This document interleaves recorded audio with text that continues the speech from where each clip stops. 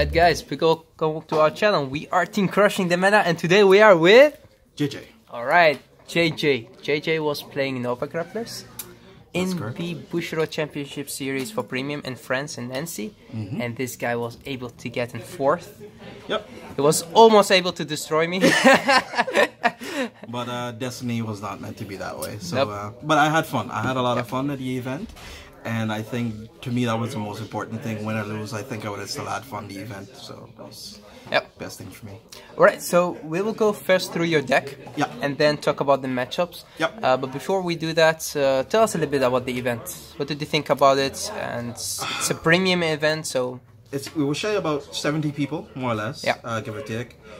It was a really well-run event. Sasha and everybody there who was help organizing the event did a really good job. I thought that I was able to get clear, concise matches when we needed to.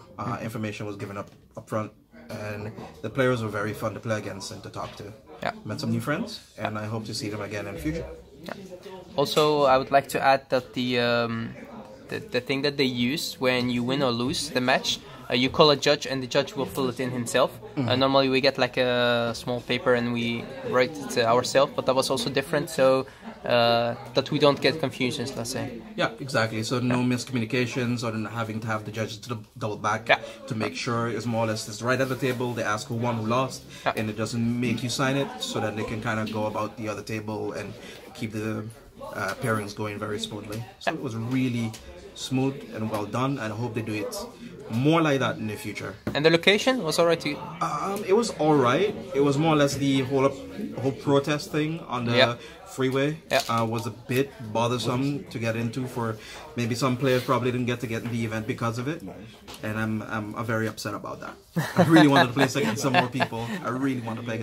Yeah, there was also the standard tournament, I think, in Lisbon, if I'm not mistaken, so there was also that, so some people also from France went to that tournament, and but for us from the Netherlands and German people and Belgian people was let's say alright. It was like 4 or 5 hour driving, which is good. Yeah, it's doable. You have a lot of friends, you have a lot of good conversations, you talk about meta discussions, talk about options for decks and stuff. I was theory crafting with Harth the whole entire weekend about, hey, how should I play against the matchup? Hey, how should I come across this? Because I don't, unfortunately, where I live at the moment, we don't really play that much premium anymore, since they've stepped over more or less the standard. And it was very hard to get any testing partners to play against me, and I actually wanted to play against my deck. Because I built it in a way that I can kind of enable GB5 or GB6 relatively easy on the first try. Alright, so let's go through the deck. First of all, show the certificate, always nice to show. Exactly. And as you can see, it's Novas. And then my starter, my d.boy. So we go off for the starter first. I played Tap the Hyper. More or less draw a card. In this variant of the deck, you kind of want to keep hand size, and you want to draw all your comp pieces that you need to. So we're going to go there to triggers first, then to the normal units. I played 2 stands. Catch a Wall, which is really good at enabling your GB3 or GB4 on your first stride. Since he has a rush ability that allows you to restand the other unit when he's also restored himself, which is really good. Since we were playing best of 1 formats, I believed myself that crits were a really good way of being able to pressure your opponents. I played 6 of them, 2 Shining Lady and 4 Red Lightning. I could have also done 4 on 2 the other way. I did not play the draw. The draw one, Soul Charge plus 5k to Vanguard one. Since I played a second grade 3 that wasn't a Viktor, I didn't think that would have really meshed well for what I wanted to use. And then we have 4 of the draw PG. I believed in being able to draw outside of my stride skill was very important. I believe being able to PG when I really needed to was very important to me, and I didn't feel like if you were behind on each Tom turns, you're still gonna die anyway, because the guarding options of Novas is very limited. You can only have a PG or draw PG and you still die anyway, so I believe that was a better one. And 4 Wall Boys for my heal triggers to run off my triggers. I did not play the Soul Charge, Counter Charge one. which was probably maybe a bad choice on my end since your G-Guard does go for large shield value. But I was thinking more of, since the best in one format, I kind of want to keep my triggers as consistent as possible, the trigger power as consistent as possible. Alright, and then for my grade 1s, since I'm playing on Stride deck, it's very important to play 4 Stride triggers, Stride fodders, 2 SP and 2 non, more or less a given of running those if you play a Stride deck.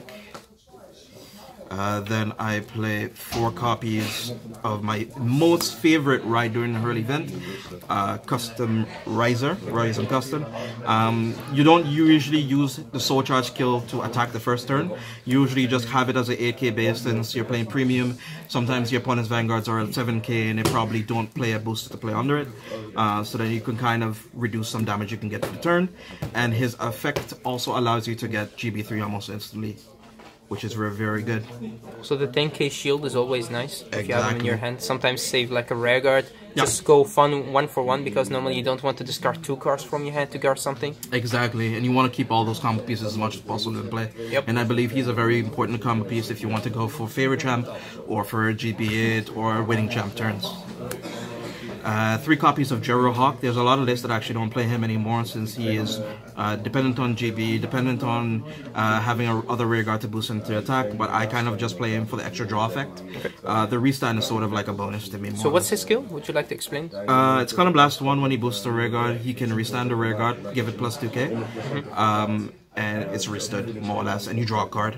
And on your GB, on your winning champ turns, you can Soul Blast 1, get plus 5k, and you basically give a rear guard plus 7k for the turn, which is really good.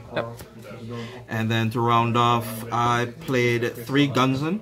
I believed in playing 3 of this so then I can, if I'm playing against retiring decks or Kagero or something like that, I have a better matchup against it.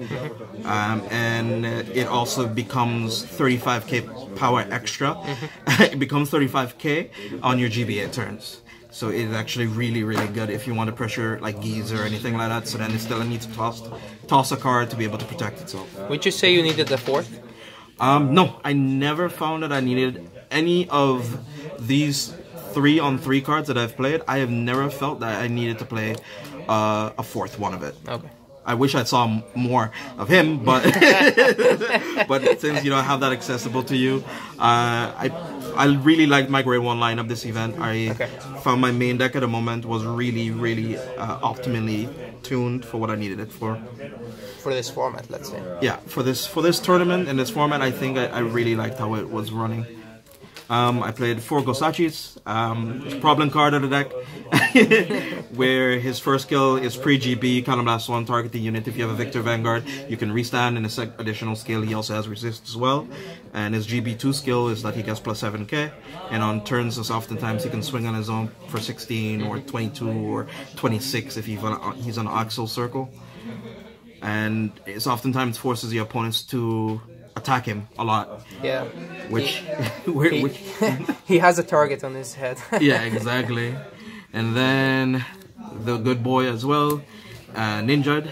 I kind of like Ninjad a bit more than Gosachi on the later stages of the game, since he actually gets you 10k power, 14k power, or up to 16 to 20, almost 20k power on his own when he goes off, more or less. And I found me having him more in the field won me a lot more games than Gosachi did. The thing is, if you have him and you have him on the field, most people will go and attack him and leave him. Yeah, exactly. But actually, when the game drags too long, he becomes better. So, yeah, exactly. So, sure, why not? Keep doing that. It's okay. Exactly. And then a lot of players don't play this. I saw this being played in Japanese for a bit, and I really wanted to test it. I have tested it a lot, and I really like how it worked for me. It's Magical Performers, 4 copies of, so I played 12 grade 2s. Magical Performer, for every G unit that you have flipped open, she gets plus 5k. So on your GBA turns, or your favorite champ turns, or on your winning champ turns, even then, you can oftentimes get plus 20k or plus 40k power. And against Gyze or against Protect lands, if you're multi-attacking them for, you know, a 49k rear guard, even if they do drop a PG, they need to drop a PG 3 to 4 times on that one unit alone. And then to round off the grade 3s, I play 4 copies of Zubat. Very important in the deck. Gets you the counter draws, gets you the card draw. Gets you Soul Charge if you need it in the later stages of the game. It's just so good. His skill is actually very balanced. It's not OP, it's not too good, but it's just perfect for the deck. Exactly. And him being a Viktor is it's everything you need. Exactly. Alright, and then I played 4 copies of the Hero, Battledore, Fighter. I really liked him a lot. I really liked him a lot. 3 or 4? 3 copies of. Okay, so you play 7. 7 grade 3s and 4 Stride Fathers. If I played less, if I played more grade 3s, I'd probably play less Stride Fathers and I'd probably add a Guns and maybe. But I really liked him. I really liked him during the whole event. Since all of your G zone is, all of your attacking parts of your G zone is on nearly all Victors, it doesn't deactivate any of the abilities of your other rear guards or anything. So they almost always go off. And he's also a 12k base, so you can get your Axel circle, you could G guard for the turn, and then you could go off into your GP3 turns, or you can GA them the turn after by riding him.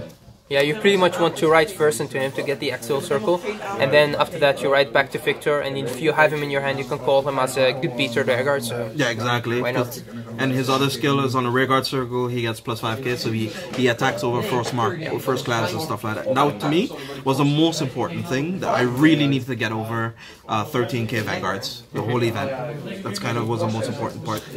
And alright, so we're gonna go start the G guards. I was tweaking around with this.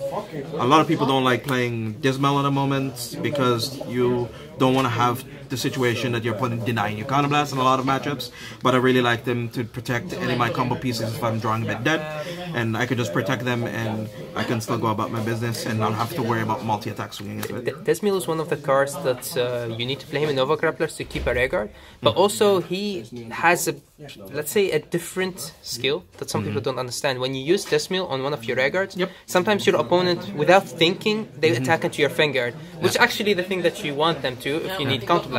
So Desmil is one of the cards that lets you have that opportunity to, let's say, fuck with your opponent, to let them attack your Vanguard. And he works. Yeah, exactly, because there's oftentimes your opponent says like, oh, well, I'll attack your Vanguard. Oh, my Vanguard drives a crit or something like that, right? And then it's like, well, okay, I'll take my 20k or 30k power and attack your rearguard because you're going to attack me next turn because I push you to 3 or 4. And then you dismill it because you took the damage, dismill, and they end their turn because they can't attack anything else. I found him really good. You could probably run the drop and draw G-Guard. I'm going to show you the other options at the end.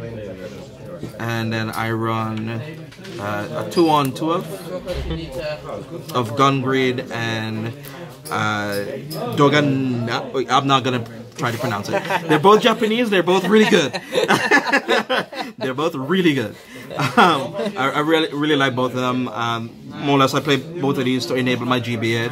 Flip a Dismal if my opponent isn't really pressuring him, my rear guards or anything like that. Or I could just keep this in hand, I could flip it back down, and I can still go off the next following turns. And that is my G guards. And then for the attacking part of my G zone, I played 2 copies of Viktor Plasma. I didn't really think I needed a 3rd or 4th because there's too much situations where your opponent's never going to let you get that off in a best of 1. Best of 2, maybe. You can kind of fake out your opponent by flipping up 1 and having him think that you don't play 2 extra. Yeah, we took the 3rd one, let's say the night before the tournament, to add the other 2 Victors. It was a very good choice, I think. Yeah, which actually came up way more than this did. And then actually to go into that, I play 4 copies of Meteor Kaiser Viktor. I found him very important. I found him very good. I found him a pain in the ass. Harth didn't like him a lot. He was able to enable his GB8 way before mine, and I was like, damn. I should have kept my mouth shut. No, just keep the 3rd one of him. You need him. Keep the 3rd in. If I realized a lot sooner that No Life Cane worked the way that I didn't think it did, like the turbo variants don't need GB, so I aggressively attacked them and I lost 2 times because of it. Because I thought they still at least needed to go into G zone once or twice or anything like that, but they don't. They don't really need to. You die to it. And since I play a very aggressive deck, I kind of really want to push them to 2 to 3 damage. But as the caveat, that you kind of need to hope they don't get the combo pieces, but that doesn't work because they play 8 draw triggers or 12 draw triggers like Maxime did, and you just die. So this, if I played a little bit differently, I played a lot more slower, a lot more relaxed against a lot of those matchups, I probably might have been able to pull out 1 win or 2 at least. Because this doesn't need a counter blast, and you counter charge and you draw a card from your Viktor anyway, so he goes off. But with Nova Grappler, sometimes it's not up to you. No. Sometimes it's up to the deck. If your deck gives you a hand that you need to rush with, you don't have defense, you have to. Yeah. So that's why JJ is so skilled, is that he sometimes let's say let the opponent think that he has a defensive hand, which he doesn't. Nope. And with that, let's say keep your poker face up, and then you could win some matches by bluffing. Yep, exactly. Because there's a lot of times my opponent thought that because I would put on a rear guard that I probably would have needed or something like that, and they attacked into it like twice. And then I guarded 1 time, they attacked it the 2nd time with a Vanguard, and they drove like a crit or something. And that's the crit that probably could have gone to me and not to my Vanguard. And it's like, okay, well, fine, it dies. Just let it die. And then I draw into combo pieces, and I still be able to go off. Yep. Okay, and then 2 copies of Winning Champ, really good card, draws your cards at the end of battle, gets your GB 5 and 6 enabled, gets your GB 8s. If you have a G-Guard in hand, it is insane. I really like this card a lot. Bushi, give me that card for Spike. And then I played a Seabreeze from when my opponent. There's some very weird scenarios where your opponent does end up actually critting you, and you go to 4 damage, and since they stay on grade 2, or they don't ride grade 2 because they expect the format where nobody really plays Seabreeze anymore, you could kind of counter blast 2, draw a card, call a unit, get your restand off, and you could kind of push them to 4 to 5 damage as well on your first ride turn, and you can G-guard the turn after and get your counter charge up, or you can push yourself to 5 and protect yourself and be able to kill him the following turn after. You also get your counter charges because of your grade 3. Exactly. So in most situations, Seabreeze, we talked about this in multiple videos, and I talked also with JJ about this. I get the feeling, or we get the feeling, whenever you take Seabreeze out, you need him. Yeah. So I was very just keep him in. I was very happy that I actually played him, to be honest, because I actually ended up striding him for the last ride against Harth as well, because it actually gave me a unit that I didn't end up needing to waste, so it didn't force me to ride into my favorite champ, more or less. If, for example, he would see the favorite champ, he'd probably attack me the turn after. Maybe not for GB8 or whatever, but at least the pressure I had to get some of my units out of it, because then he wouldn't need to be scared of this or scared of my GB8. Yeah, favorite champ is a card to be scared of. I would say that it's so good, especially if you have like the right units in your hands. You can make attacks that are so powerful, and your opponent would like have 3 PGs, 2 heals in hand, and you think, yeah, okay, I could survive this, and then they end up just dying because of their big ego.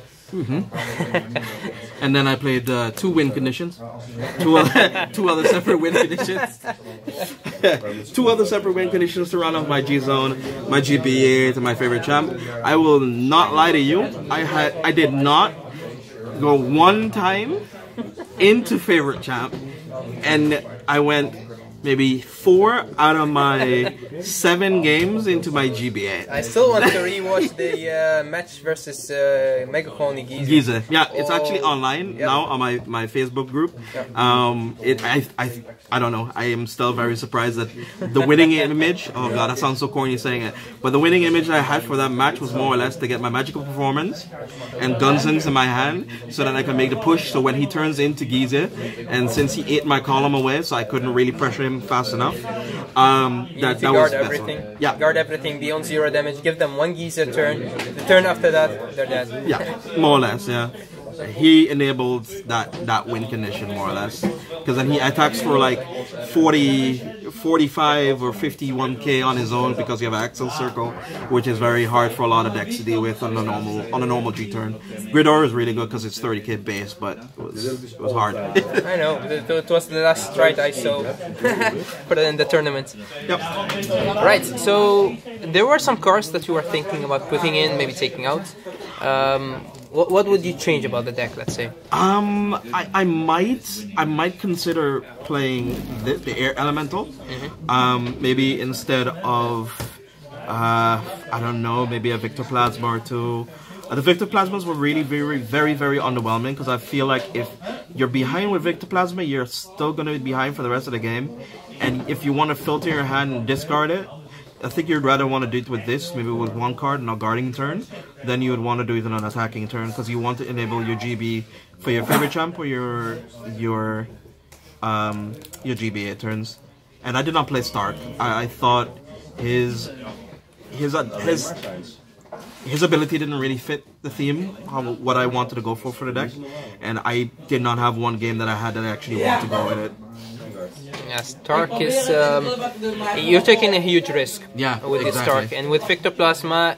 After that, the GB8 will come in, so you're definitely not taking a big risk. You could just go for the drive check, the extra drive check, and the race standing, pressuring your opponent, and then survive the next turn and then go GB8. With Stark, you're giving everything up for 3 attacks, which this deck does with the rear guard, maybe sometimes even stronger than Stark. Exactly. So, yeah. Exactly. It doesn't pressure your opponent enough to finish the game off time. The starters I did not play, but I would recommend people test out to see if they like it or not. Or these, actually. I did not play any of these because since we were playing best of ones, I rather would keep my hand rather than commit or extra rear guard to attack with that might get attacked to deny me counter blast.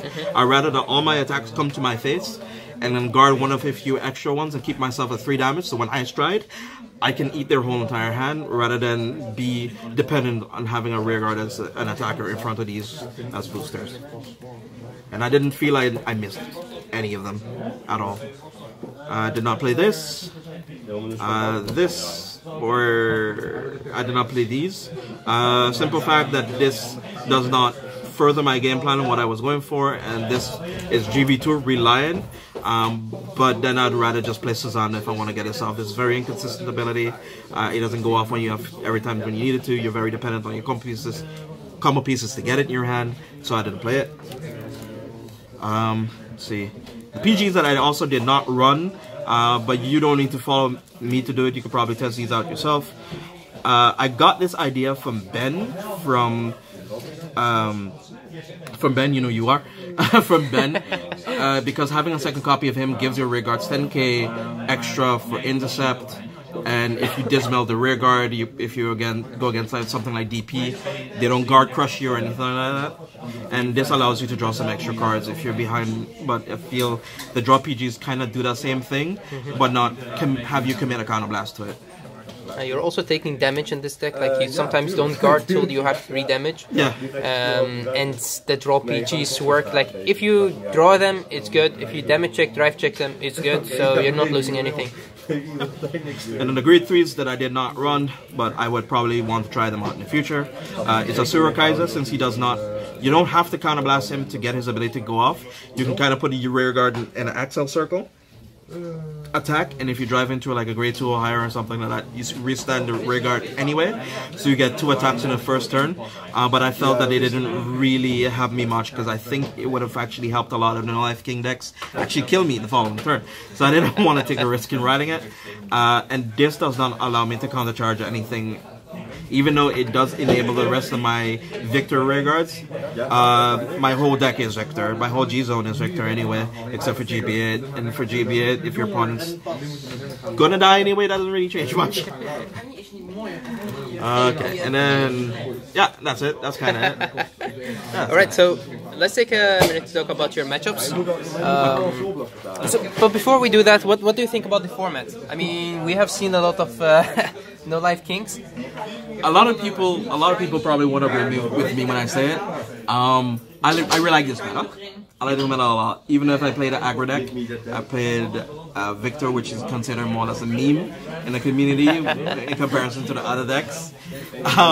Like a tier below average. But I think with my build, you might have a better chance against a lot of other decks, maybe. And I like meta. I like the meta. You have strategies of being able to fight against different matchups now, and that's one thing you just need to keep in consideration. Probably it. Alright, so your matchups. My first round matchup was against Bermuda. Since it's best of 1, he got great stuck. He died. He got great stuck and he died. I really would have not liked that to happen to him. I really would have liked to actually play against his Angie and have him go off when he wanted to, and he finally got into Angie, finally got off a few of his plays. He ended off his turn with 11 cards, but I was on 3 damage with also 11 cards in my hand, and so I just strode and I killed him. And he just ended up dying. May his soul rest in peace. Yeah. Then I played against Ripple, which sort of also had the same situation happen to him, where he crit me to 2. I guarded the second one. He crit over my guard, put me to 4, but then he couldn't get to grade 3. He got a turn behind on grade 3, and I got a first stride when he was on grade 2. Karma? Yeah, more or less. So I pushed him to 5 as well, and I had 2 G guards in my hand, so I could have just finished off next turn. Versus Goals. Gold Paladin was a very interesting matchup. It was more or less tit for tat. He pressured my rear guards, I pressured his rear guards. Just Gurgwit, yeah. Pure Gurgwit with a splash of other Unite units and stuff like that.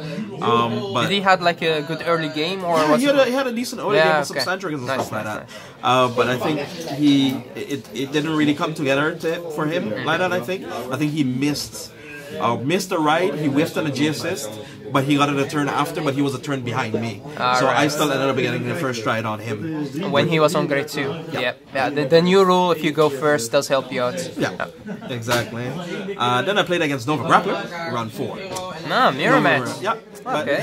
What I found kind of cool, he didn't play any stand triggers, but he did play Battledore.